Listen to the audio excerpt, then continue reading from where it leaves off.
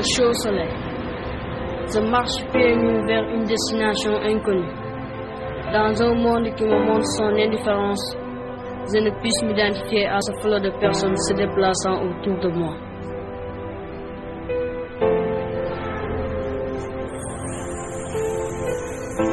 Tu peux penser que tout est normal pour toi, mais dans ma vie, l'espoir semble mourir. Je cherche ma pitance au travers des rues de ma pauvre réalité.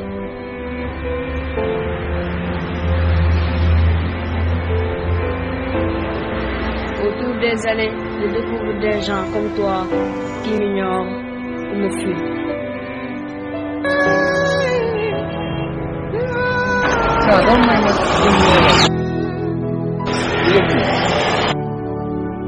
aduna heli wali jali sona mo yeli danyata ko nyami sona mo yeli danyata dole ndare aduna koy tuti koy gore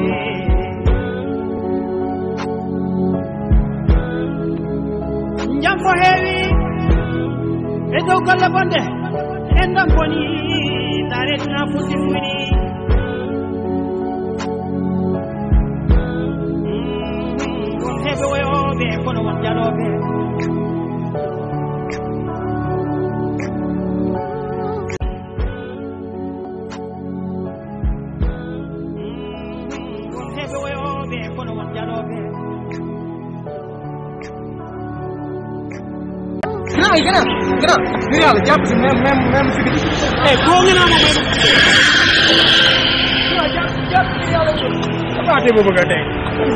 Dans mon monde, les riches me méprisent et m'insultent comme par envie.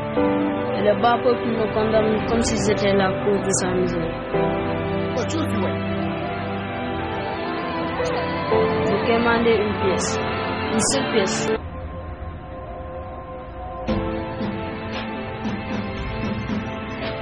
Vous continuez à dire un peuple, un but, une foi. Ne suis-je pas une partie de ce peuple? Ne suis-je pas membre de votre monde? N'avons-nous pas la même foi?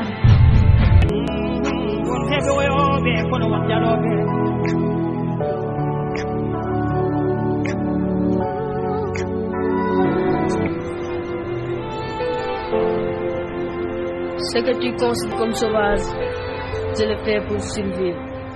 Je mange de ce que mon monde veuille bien me donner ou de ce que tu veuilles bien me jeter. Tu te confortes dans ton monde et je subsiste dans le mien. Pour beaucoup, je ne suis qu'un étranger, mais j'oublie que leur société m'a vomi pour ensuite me rejeter par pur mépris.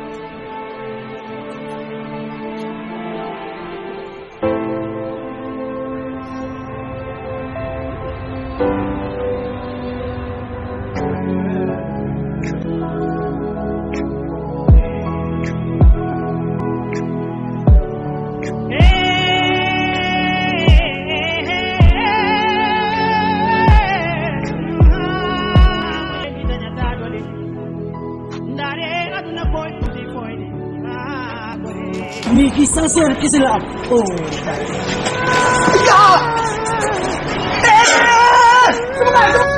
J'avoue que parfois ma colère rencontre ma tristesse. Et je sens le monde autour de moi s'écrouler. Je veux que tout s'effondre. Peut-être alors un nouveau monde naîtra. Un monde où je pourrai rire et vivre comme les autres.